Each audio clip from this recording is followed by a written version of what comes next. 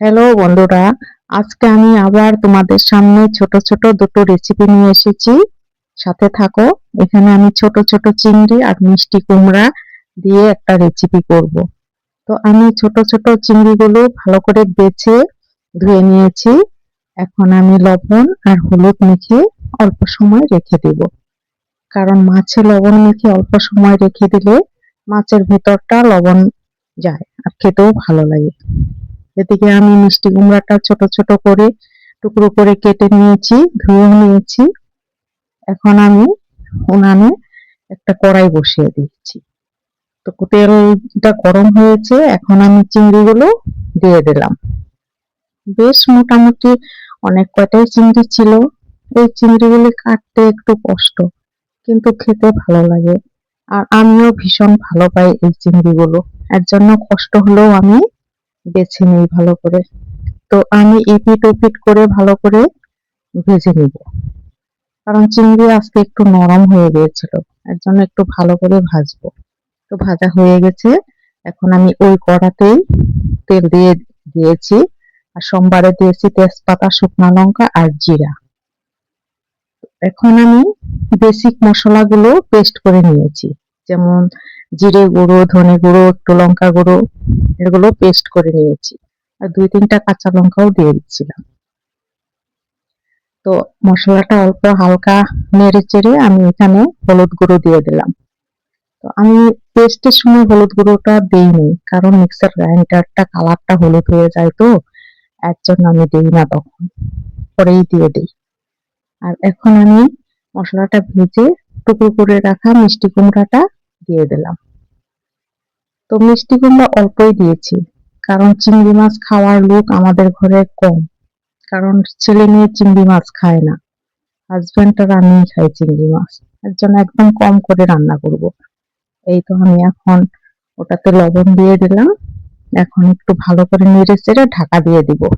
কারণ মিষ্টি কুমড়াটা একটু বড় করে কেটেছিলাম, তো এর জন্য ঢাকা দিয়ে ভালো করে আস্তে আস্তে কষিয়ে নিয়ে এখন আমি ঝোল দিয়ে দিলাম। এটাতে খুব একটা ঝোল দেব না। আর জলটা আমি ফুটিয়ে রেখে দিয়েছিলাম। আমি সবকিছুতেই ফুটিয়েই রেখে দিই জলটা, কারণ ঝোলে দিলে তাড়াতাড়ি হয়ে যায় তরকারিটা। ঝোল ফুটে উঠেছে। এখন আমি চিংড়িগুলো দিয়ে দিলাম। সবগুলো দিব না, অল্প দিব। আধা দিয়ে দিয়েছি আর আধা রয়েছে, ওটা দিয়ে কালকে আবার কিছু একটা করব। এখন আমার প্রায় হয়ে এসছে। এখন ভাজা জিরে গুঁড়ো দিয়ে আমি একটু নেড়ে চেড়ে নামিয়ে নিব। এই তো আমার হয়ে গেল চিংড়ি দিয়ে মিষ্টি কুমড়ার তরকারি একটা। আর এখন তোমাদের সামনে আমি আরেকটা ছোট রেসিপি নিয়ে আসবো। সেটা হলো ফ্যান কুচো, মানে আমরা গ্রাম বাংলায় ফ্যান কুচো বলি, যেটাকে মান কুচো বলে আর কি। এটা আমি ভালো করে কেটে ধুয়ে নিয়েছি। এখন আমি এটা আস্তে আস্তে কুড়িয়ে নিব। কুড়াতে একটু কষ্ট হয়েছে, যদিও খেতে ভালো লেগেছিল। কারণ এটা একটু হার্ড জিনিসটা, সহজে কুড়ানো হয় না। আমার একদম হাত ঠাত ব্যথা হয়ে গেছিল।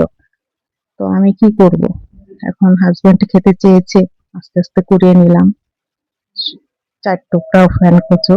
এখন আমি পাটা পুতাতে এখানে আমি সর্ষে আর কাঁচা লঙ্কা 4টা ভালো করে পিষে নিব। আমি অনেকদিন যাবৎ পাটা পুতা পিষি না, তো এর জন্য আমার একটু কষ্ট হয় পাটা বাটতে। তো আমি এখানে একটু নুনও দিয়ে নিলাম, যে তাড়াতাড়ি হয়ে যাব এর জন্য। আর টাইলসের জায়গায় তো পাটা পোতা থাকে না, পিছল হয়ে যায়। এর জন্য আমি নিচে একটা কাগজ বিছিয়ে দিয়েছি। আর এখানে আমি পুরোনো মানকচু অল্প অল্প করে দিয়ে ভালো করে বেটে নিব। তো বাটতে একটু আমার খুব কষ্টই হয়েছিল, আর হাত ব্যথা হয়ে গেছিল বাটতে বাটতে। কিন্তু এটা মিক্সার গ্রাইন্ডারে তেমন একটা ভালো হয় না। কারণ মিক্সার গ্রাইন্ডারে এই বাটাবাটি জিনিস যে খেতেও ভালো লাগে না, আর করতেও আমার ঝামেলা লাগে। আর অল্প জল না দিলে তো বাটা হয়ই না। আর জল দিলে তো একদম বাটাটা খেতে একদম অখাদ্য হয়ে যায়। এর জন্য আমি কষ্ট হলেও বাটা পোতাতেই বেটে নিয়েছি। তো আমার প্রায় হয়ে এসছে বাটাটা। এখন আমার একটা বাটিতে আমি উঠিয়ে নিব। কারণ এটা বাটতে একটু টাইম লেগেছিল আমার। আর এত তো ভিডিওতে দেখানো সম্ভব না, এর জন্য আমি অল্প কেটে দিয়েছি।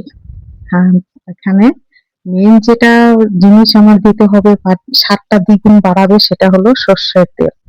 এটা সর্ষের তেল না দিলে এটা স্বাদটা হবেই না, সেই স্বাদই আসবে না। এখন আমি একটু সর্ষের তেল দিয়ে গরম ভাত নামিয়েছিলাম, ভাতের ডেচকিতে আমি ঢেকে ঢাকা